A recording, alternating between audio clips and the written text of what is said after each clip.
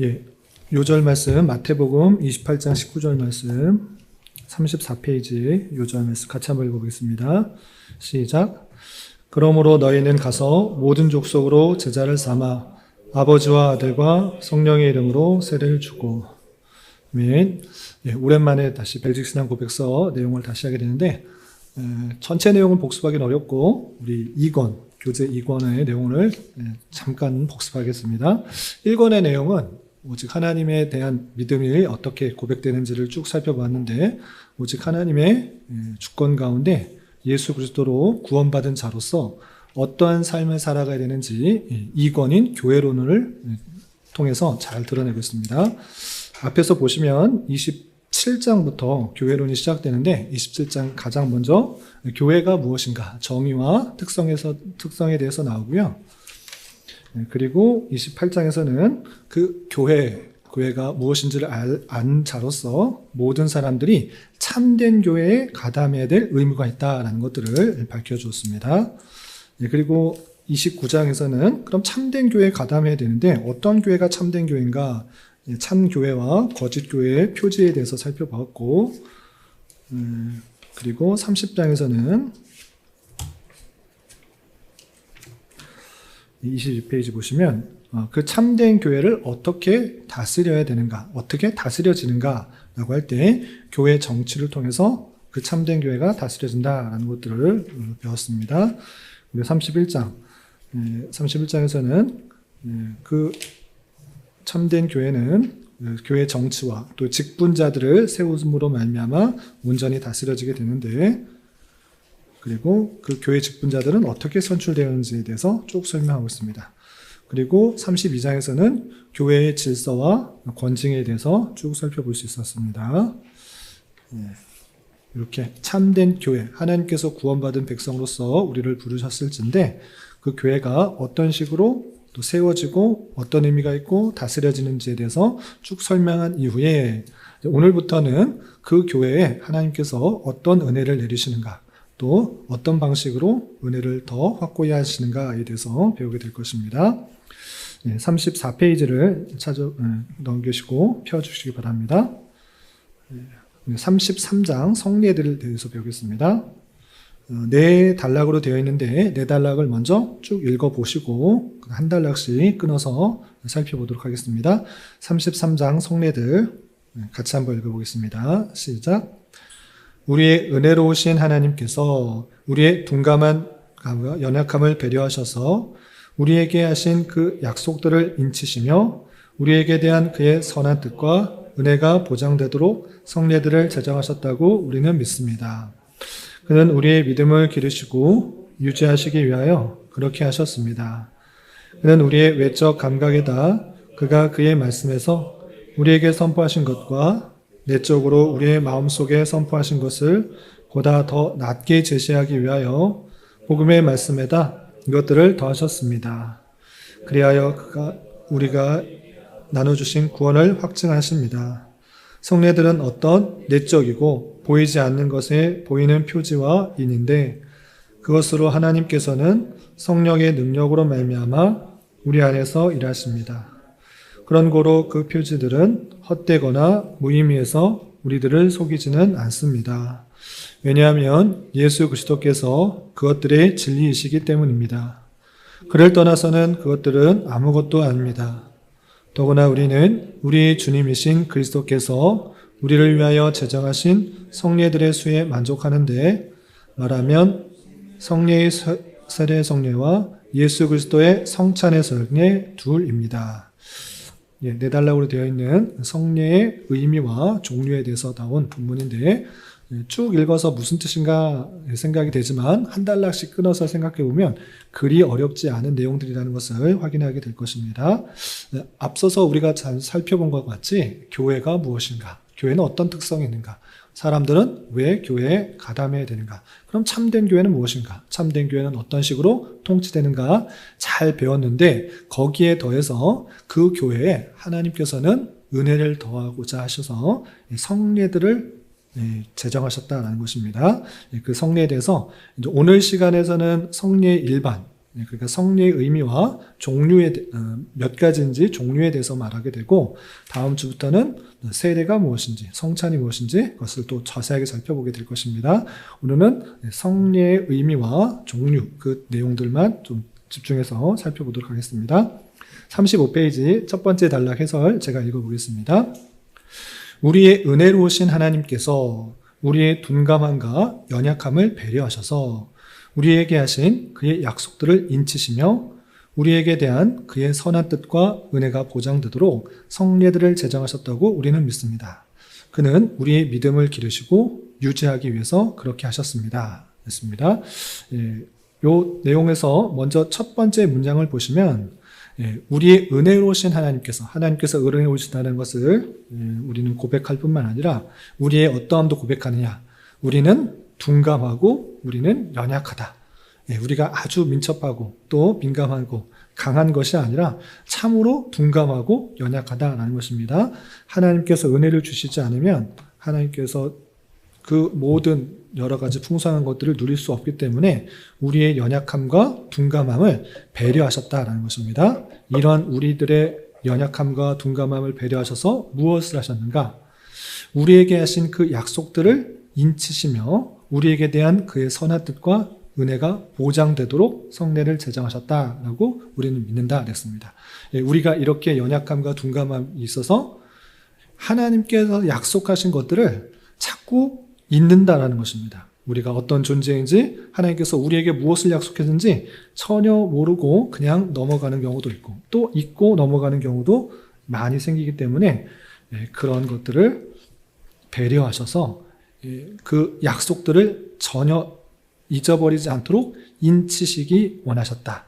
그리고 하나님께서 우리에게 선한 뜻과 은혜가 있는데 그것을 계속해서 보장하도록 성례라는 그 방법을 통해서 우리를 그렇게 하셨다라고 믿는다라는 것입니다.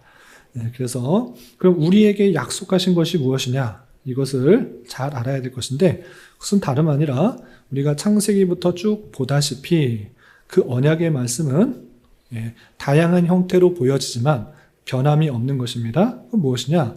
인간의 죄로 말미암아 타락하여서 하나님과의 관계가 끊어진 그런 영적 사망 상태에 있는 그 백성들에게 예수 그리스도의 중보자를 통하여서 우리의 죄를 다 씻고 하나님 관계가 이어지게 하며 그리고 예수 그리스도께서 부활하신 것 같이 우리 또한 육체의 죽음으로 끝나는 것이 아니라 육체의 부활을 얻음으로 말미암아 영원한 하나님과의 그 하늘나라에서의 삶이 보장되어 있다. 이것이 성경에서 말하고 있는 그런 약속인 것입니다. 그 약속들을 자꾸 잊어버리기 때문에 그 약속들을 잊어버리지 않도록 인치시는 것이 있다. 도장으로 꽝 쳐서 절대 잊어버리지 않도록 그렇게 하시려고 하나님께서 어떤 방법을 사용하셨는가? 성례라는 방법을 사용하셨다. 이것이 이렇게 하셨다고 우리가 믿는다라는 것입니다. 그래서 성례의 유익이 무엇인가라고 할 때 우리의 믿음을 기르고 유지하는 것이다. 우리의 믿음이 자꾸 연약해지고 또 유지가 잘 안 되기 때문에 그것을 하기 위해서 성례라는 방법을 사용하셨다라는 것입니다. 그렇기 때문에 그 성례라는 것은 오늘날에만 있는 것이 아니라 구약에도 분명히 드러나고 있다라는 것입니다. 우리 1월 달에 창세기의 말씀을 쭉 읽어봤는데 창세기에 이런 성례의 하나의 방편이 있는 것입니다. 어떤 방편이 있었는지 우리 창세기 17장 9절부터 14절 말씀 교재를 보면서 함께 읽어보도록 하겠습니다. 시작. 하나님이 또 아브라함에게 이르시되 그런즉 너는 내 언약을 지키고 내 후손도 대대로 지키라. 너희 중 남자는 다 할례를 받으라. 이것이 나와 너희와 너희 후손 사이에 지킬 내 언약이니라. 너희는 양피를 베어라. 이것이 나와 너희 사이에 언약의 표징이니라. 대대로 남자는 집에서 난 자나 혹 너희 자손이 아니요 이방 사람에게서 돈으로 산 자를 물어나고 난 지 8일 만에 할례를 받을 것이나 너희 집에서 난 자든지 너희 돈으로 산 자든지 할례를 받아야 하리니 이에 내 언약이 너희 살에 있어 영원한 언약이 되려니와 할례를 받지 아니한 남자 곧 그 양피를 베지 아니한 자는 백성 중에서 끊어지리니 그가 내 언약을 배반하였습니다. 예, 창세기 17장 말씀을 잘 아시다시피 예, 하나님께서 아브라함에게 언약을 베푸시고 그 언약의 증표로서 할례를 행하도록 하신 장면입니다. 하나님께서 언약을 행하시고 언약을 해 주시는 자체가 하나님의 놀라운 은혜입니다. 하나님께서 무엇이 부족하고 또 무엇이 도움이 필요한 분이 아니심에도 불구하고 하나님께서 그 사람을 택하셔서 언약을 베풀어 주신 것, 그 자체가 놀라운 은혜인데 그 은혜를 주신 것에서 그치지 않고 그 은혜가 또 끊어지지 않고 확실히 기억하도록 할례를 받도록 한 것입니다. 나와 너희와 너희 후손 사이에 지킬 내 언약이라 라고 하면서 할례를 행함으로써 우리는 하나님의 속한 백성이다. 우리가 하나님의 말씀에 속한 그 백성이라는 것들을 절대 잊지 않도록 그 백성들은 난지 8일 만에 계속적으로 할례를 행하도록 하신 그 놀라운 은혜를 보게 되는 것입니다. 이렇게 구약 성경을 살펴보면 하나님께서 하신 언약의 말씀들을 더욱더 확고히 하고자 어떤 외적인 표징들을 보여주기도 하는데 그것을 할례라고 표현하는 것입니다. 예를 들어서 또 출애굽기 12장 26절부터 27절에 이런 표현이 있는데 이건 제가 읽어보겠습니다. 이후에 너희 자녀가 묻기를 이 예식이 무엇이냐 하거든 너희는 이르기를 이는 여호와의 유월절 제사라. 여호와께서 애굽 사람을 치실 때 애굽에 있는 이스라엘 자손의 집을 넘으사 우리의 집을 구원하셨느니라 하라 하매 백성이 머리 숙여 경배하니라. 유월절 제사를 지내는 그 규례를 정하는 장면에 있어서 하나님께서 그냥 구원하셨다라는 사실들을 그냥 계속적으로 기억하고 대대손손 물려주면 되는데 그렇게 하지 않고 우리의 연약함들을 생각하셔서 유월절이라는 절기를 만드셔서 계속적으로 지키게 했다라는 것입니다. 이렇게 인간의 연약함, 둔감함 이런 모습을 보시고 어떤 외적인 형식들을 취함으로써 그 언약의 내용들, 하나님께서 드러내고자 하는 것들을 계속해서 우리에게 보이시기 원하셨다라는 것입니다. 로마서 4장 11절에서도 할례의 표에 관한 같은 내용인데 참고해 주시기 바랍니다. 이렇게 하나님께서는 우리의 연약함과 둔감함을 배려하셔서 그의 약속들을 계속적으로 알려주시기 위해, 보장되시기 위해, 인치시기 위해서 할례라는 그런 방법, 할례가 아니라 성례라는 방법을 제정하셨다라고 믿는 것입니다. 두 번째 단락입니다. 36페이지. 다음 단락 제가 읽어보겠습니다. 그는 우리의 외적 감각에다 그가 그의 말씀에서 우리에게 선포하신 것과 내적으로 우리 마음에 선포하신 것을 보다 더 낮게 제시하기 위하여 복음의 말씀에다 이것들을 더하셨습니다. 그리하여 그가 우리에게 나누어 주신 구원을 확증하십니다. 할 때 좀 더 어떤 식으로 성례가 이루어지는지 밝혀주고 있습니다. 그 내용은 우리의 외적 감각, 우리가 느끼고 보고 또 맛보고 또 생각할 수 있던 여러 가지 그런 감각, 외적인 감각에다가 말씀에서 선포하신 것과 내적으로 마음속에 선포하신 것을 보다 더 낮게 제시하기 위해서 말씀 위에다 이것을 더하신다라고 표현하고 있습니다.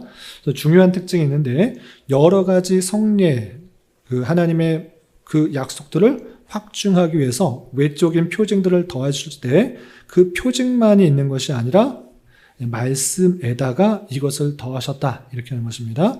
말씀 없이 그냥 유월절 행사를 행하거나 할례를 행하거나 그런 아무런 의미가 없어진다라는 것입니다. 할례를 왜 해야 하는지, 유월절을 왜 행해야 되는지, 여러 가지 것들을 왜 하는지 그 말씀이 덧붙여져야지 그것이 의미가 더욱더 분명하게 드러난다라는 그런 의미입니다. 그래서 우리 외적인 감각을 더욱더 분명히 하고자 그런 비슷한 모습들의 형식들을 덧붙임으로 그런 성례를 행함으로 그 말씀이 더욱더 구체적으로 더 잘 드러나게 하기 위해서 그런 방법을 사용하셨다. 그리하여 하나님께서는 우리에게 나누어 주신 구원을 더욱더 확증하신다. 하나님께서 우리에게 구원을 주셨는데 그것들이 불변하지 않도록 그렇게 하신다라는 뜻입니다. 마태복음 관련 성경 구절, 마태복음 28장 19절. 이것은 예수님께서 마지막 제자들에게 분부하신 말씀인데 그러므로 너희는 가서 모든 족속으로 제자를 삼아 아버지와 아들과 성령의 이름으로 세례를 주고, 뒤에 또 다른 관점에서 또 설명하겠지만 이렇게 아버지와 아들과 성령의 삼위일체 하나님의 이름으로 세례를 주므로 그 백성들이 죄에서 씻음을 받았다라는 것들을 알 수 있도록 이 세례라는 방법, 성례를 행하도록 했다라는 것입니다. 그리고 에베소서 5장 26절에 보시면 이는 곧 물로 씻어 말씀으로 깨끗하게 하사 거룩하게 하시고 라고 하면서 물로 씻는 행위인데, 물로 씻으면 당연히 몸, 외적인 것이 씻겨지지만 외적인 것이 씻겨지는 것과 마찬가지로 하나님의 말씀으로 우리의 영이 깨끗하게 된다라는 것들을 알려주도록 했다라는 것입니다. 그래서 외적인 형식에서만 그치는 것이 아니라 말씀에다가 이것을 더하시는 방식으로 이렇게 행하고 있다라는 것입니다. 그래서 성례는 말씀과 별개로 행하는 것이 아니라 말씀과 함께 행하도록 하는 방식으로 진행된다는 것을 참고해 주시기 바랍니다. 그리고 세 번째 단락에서는 제가 한번 읽어보겠습니다. 성례들은 어떤 내적이고 보이지 않는 것에 보이는 표지와 인인데 그것으로 하나님께서는 성령의 능력으로 말미암아 우리 안에서 일하십니다. 그런 고로 그 표지들은 헛되거나 무의미해서 우리들을 속이지 않습니다. 성례의 아주 중요한 세 가지 요소에 대해서 말하고 있는데, 첫 번째, 성례는 내적이고 보이지 않는 것이 있다. 내적이고 보이지 않는 것. 이게 도대체 뭐냐? 아까도 말씀하신 것처럼 언약의 말씀인 것입니다. 그러니까 우리를 위해서 십자가에서 예수 그리스도께서 죽으셨고 3일 만에 부활하셨을 뿐만 아니라 우리도 그 부활에 동참하게 된다라는 그 내용이고, 그리고 우리 모두가 하나님 나라에 참여하게 되는 은혜 언약의 그런 백성이다라는 것입니다. 그 성례들, 그것이 아주 핵심적인 내용인 것입니다. 내적이고 보이지 않는 그 약속의 내용이 첫 번째 요소이고, 두 번째는 표지와 인입니다.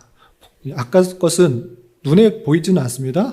예수님께서 우리를 위해 죽으셨고 부활하셨고 은혜 언약에 동참하시고 하늘나라가 우리에게 있다라는 것들이 그 말씀에 그 외적인 그 물이나 그런 떡이나 포도주에 써 있지는 않습니다. 그냥 거기에 상징적으로 들어있는, 보이지 않는 것입니다. 그러나 보이는 것은 표지와 인, 영어로 하면 signs과 seals인데, 이것은 실제로 그것이 잘 드러날 수 있도록 하는 상징적인 표지다.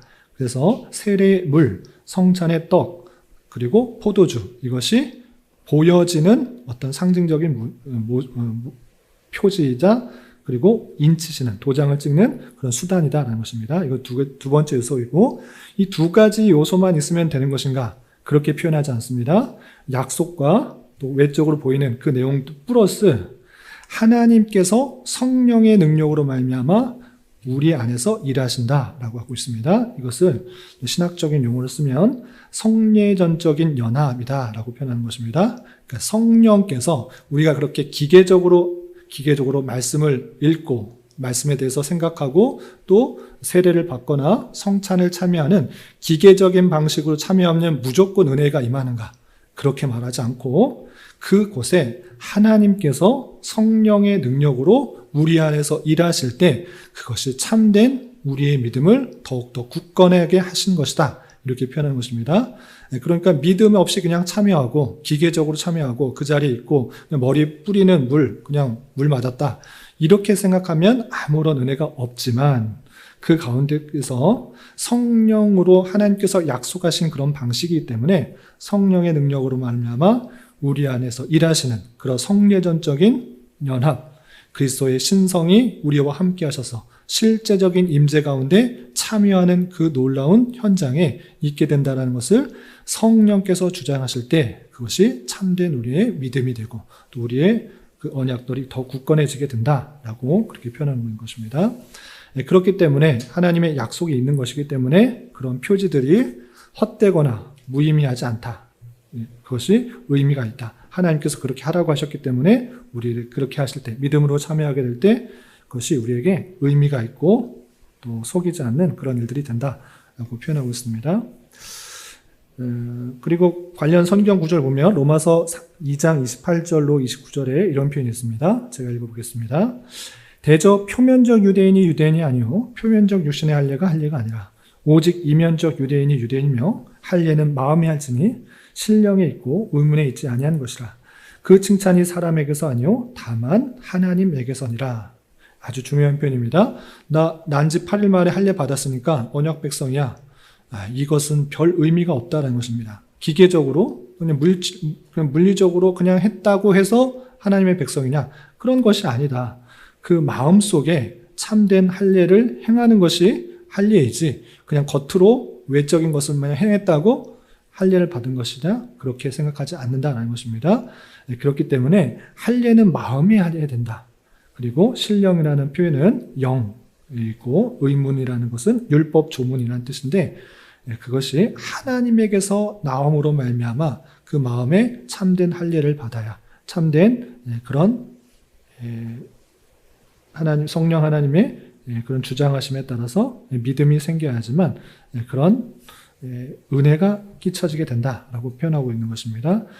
그래서 성령의 능력으로 말미암아 우리 안에 일하시는 그 은혜로 우리가 그런 은혜에 참여하게 된다라는 걸 표현하고 있습니다. 그리고 골로새서 2장 11절부터 12절 말씀도 제가 한번 읽어보겠습니다.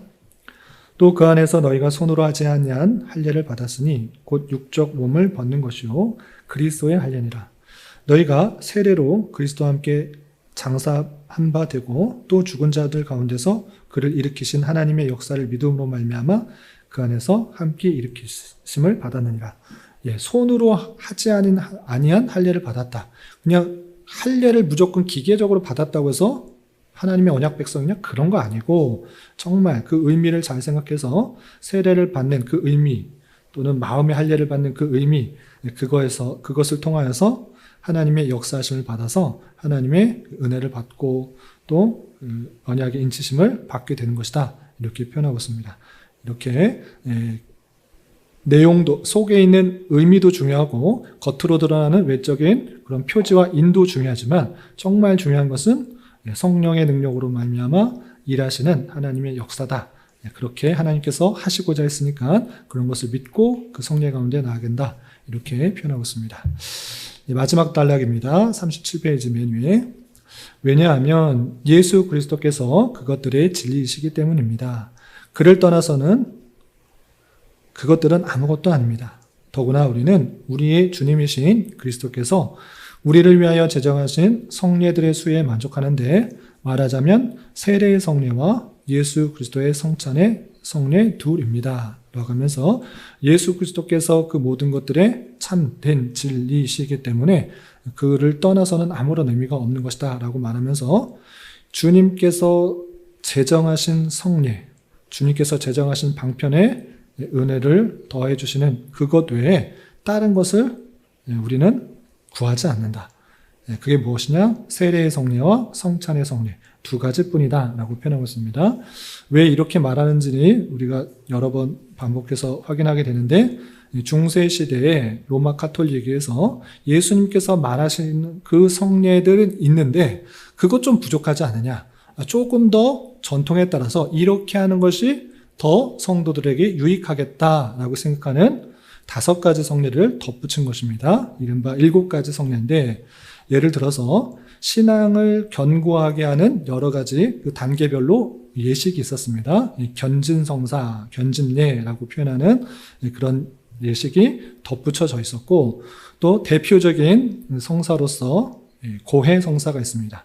지은 죄를 예수님께 구하는 것이 아니라 신부에게 말해서 신부에 의해서 그 죄가 어떠한 방법을 행함으로 사해지거나 감면받을 수 있는 그런 방편을 더해준 것입니다. 성경에는 어떤 표현도 고해성사, 신부를 통하여서 지은 죄를 사함받으라는 표현이 없는데 이것은 덧붙여져 있고 또 병자성사라고 할 때 병중이거나 노안이거나 고통받는 일이나 치유받아야 할 내용들이 있을 때 이런 성사의 내용들을 행함으로 그것이 치유받게 하기를 위한 성례들이 있었습니다. 또 주교나 신부나 부제 등 성직자로 부름받은 이들에 위해서 그때 당시에 그런 직분을 할 때 성품성사라고 할 때 이것을 성례로 해서 하나의 성례로 또 한 것을 보게 됩니다. 그리고 남녀가 결혼할 때도 혼인성사를 말하면서 성례로 하나에 포함된 것입니다. 물론 어떤 것들을 행할 때 하나님의 은혜를 구하는 것, 또 하나님께 예배하는 것 아주 중요한 또 당연하고 감사한 그런 자세인 것입니다. 그러나 그것을 성례로 포함하여서 성례를 행함으로 우리에게 은혜가 덧붙여진다라고 하는 것은 주님의 말씀보다 인간의 전통과 인간의 결단이 더 행하기 때문에 그래서 어떻게 행함으로 인간의 노력들이나 이런 것들을 더하고 있는데 우리는 주님께서 말해주신 두 가지 성례에 만족한다. 주님께서 하라고 하신 것 그것이 진짜 성례이고 나머지 것들은 굳이 성사라고 말하면서 그것이 구원받는 그런 좋은 또는 그런 내용들로 받아들이지 않는다. 이렇게 해서 두 가지 성례만 받아들인다라고 하고 있는 것입니다. 정말 두 가지만 말씀하셨는가라고 할 때 관련 구절을 들어준 것입니다. 아까 읽었던 것처럼 마태복음 28장 19절에 그러므로 너희는 가서 모든 족속으로 제자를 삼아 아버지와 아들과 성령의 이름으로 세례를 주고 분명히 주님께서 세례를 주고라고 말씀하신 것입니다. 그리고 마지막 성찬 때 제자들과 성찬을 하시면서 그 이야기했던 내용들을 바울 사도가 그대로 받아서 이것이 어떤 의미가 있는지 성찬 제정의 말씀들을 한 것을 보게 됩니다. 고린도전서 11장 23절로 26절까지인데 제가 한번 읽어보겠습니다. 내가 너희에게 전한 것은 주께 받은 것이니 곧 주 예수께서 잡히시던 밤에 떡을 가지사 축사하시고 떼어 가라사대 이것은 너희를 위하는 내 몸이니 이것을 행하여 나를 기념하라 하시고 식후에 또한 이와 같이 잔을 가지시고 가라사대 이 잔은 내 피로 세운 새 언약이니 이것을 행하여 마실 때마다 나를 기념하라 하셨으니 너희가 이 떡을 먹으며 이 잔을 마실 때마다 주의 죽으심을 오실 때까지 전하는 것이니라 라고 하면서 바울 사도가 이 성찬을 다시 시행하면서 주님께서 내가 오실 때까지 주의 죽으심을 오실 때까지 전해야 된다 이렇게 표현했다라고 말하고 있습니다. 그러므로 주님께서 이 성찬을 그때 제자들만 하도록 한 것이 아니라 오고 오는 세대 다시 오실 때까지 주님께서 다시 오실 때까지 계속 행함으로 주님께서 우리를 위하여 피를 흘리셨고 또 살이 찢기셔서 대신 죽으심으로 우리의 죄의 형벌을 대신 받으셨고 그의 죄 사함으로 말미암아 우리가 연합함으로 신비적 연합을 함으로 말미암아 우리가 죄 사함을 받은 그런 사람으로 인쳐지고 또 주님께 담대히 나아가는 그런 은혜를 입었다라는 것들을 알려주고 있다는 것입니다. 이 두 가지만 분명하게 알려주셨고 나머지 것들은 인간의 전통이나 방법에 대한 고안이기 때문에 성례라고 표현하는 것은 조심스럽다. 우리는 두 가지에 만족하자. 성경에 이렇게 표현됐으니까 그렇게 하자라는 것입니다. 여기까지가 성례에 대한 의미 그리고 종류에 대해서 말했고 다음 시간에는 세례 그 다음 시간에는 또 성찬에 대해서 계속해서 살펴보게 됐습니다. 이렇게 교회론에 있어서 아주 중요한 것이 은혜의 방편 중에 하나인 성례인 것입니다. 우리는 다양한 방법으로 은혜를 받고 싶지만 종교 개혁자들에 의해서 은혜의 방편은 말씀과 성례와 또 플러스 기도다 이렇게 표현하고 있는 것을 보게 됩니다. 성례 우리가 무의식적으로 또는 별 감각 없이 참여하는 경우가 대단히 많지만 하나님께서는 우리의 믿음을 더욱더 확고히 하고자 그렇게 방법을 주신 줄 알아 우리가 성찬에 참여할 때 그 의미를 생각하면서 또 주님께서 이 자리에 함께 하심으로 말미암아 그 모든 약속 성경을 통해서 우리에게 주신 그 모든 약속이 더욱더 굳건하게 하는 그런 일들로 삼아야 될 것입니다. 특별히 또 감사하게도 다음 주는 성찬 예식을 행하는 그런 날입니다. 그냥 매달 한 번씩 의례적으로 하는 그런 성찬의 예식으로 참여하지 마시고 정말 우리를 위한 하나님의 사랑을 더욱더 깊이 깨달으며 나아갈 수 있는 그런 성례로 참여했으면 좋겠습니다. 혹시 관련하여서 궁금하신 것이나 또 보충 설명이 필요한 것이 있으면 말씀해 주시고 없으시면 마치도록 하겠습니다. 예, 교회 내에 질병으로 인해서 또 참여 못한 여러 성도들 있는데 위해서 기도해 주시기 바라고, 또 우리 교회가 더욱더 주님께서 보시기에 아름다운 모습으로 잘 성장할 수 있도록 그렇게 힘써 주시면 좋겠습니다. 교회는 각 개인일 뿐만 아니라 우리의 모임 것을 기억하며 내 자신이 하나님 앞에 올바로 잘 성장할 수 있도록 힘써야 될 것이고, 그리고 하나님께서 진정으로 원하시는 교회의 모습이 무엇인지를 잘 생각해 보며 그런 모습으로 나아갈 수 있도록 우리 자신, 내 자신과 우리 모두가 함께 힘써야 될 것입니다. 이런 일들에 더욱더 적극적으로 동참하시고 또 기도로 또 힘써 주시면 감사하겠습니다. 네, 기도하겠습니다. 하나님 아버지 감사합니다. 오늘 벨직 신앙 고백서의 내용을 통하여서 성례가 무엇인지 또 성례의 종류가 어떤 것들이 있는지에 대해서 살펴보았습니다. 인간의 둔감함과 연약함을 불쌍히 여기시고 또 배려하셔서 우리의 믿음을 더욱더 굳건히 하고자 그 언약의 말씀들을 잘 기억하게 하고자 또 세례와 성찬의 성례를 허락하여 주신 주님께 참으로 감사드리며 우리가 더욱더 그 내용들을 그것들 행함으로 하나님의 언약들을 더욱더 붙잡으며 믿음이 굳건해지는 그런 은혜가 있을 수 있도록 주님 인도하여 주시옵소서. 특별히 교회 내 육체의 연약함과 질병으로 또 모임에 참석하지 못한 여러 성도들과 또 그 가족들이 있사오니 주님께서 건강 잘 회복되게 하여 주시고 또 주님께서 원하시는 그런 교회의 모습으로 날로 성장하고 발전하는 그런 교회가 될 수 있도록 은혜를 더하여 주시옵소서. 돌아가는 발걸음도 안전하게 지켜주시고 각자의 삶 속에서 주님과 동행하며 주님의 뜻을 잘 이루어드리는 우리 모두가 될 수 있도록 인도하여 주시옵소서. 예수님의 이름으로 기도 올리옵나이다. 아멘.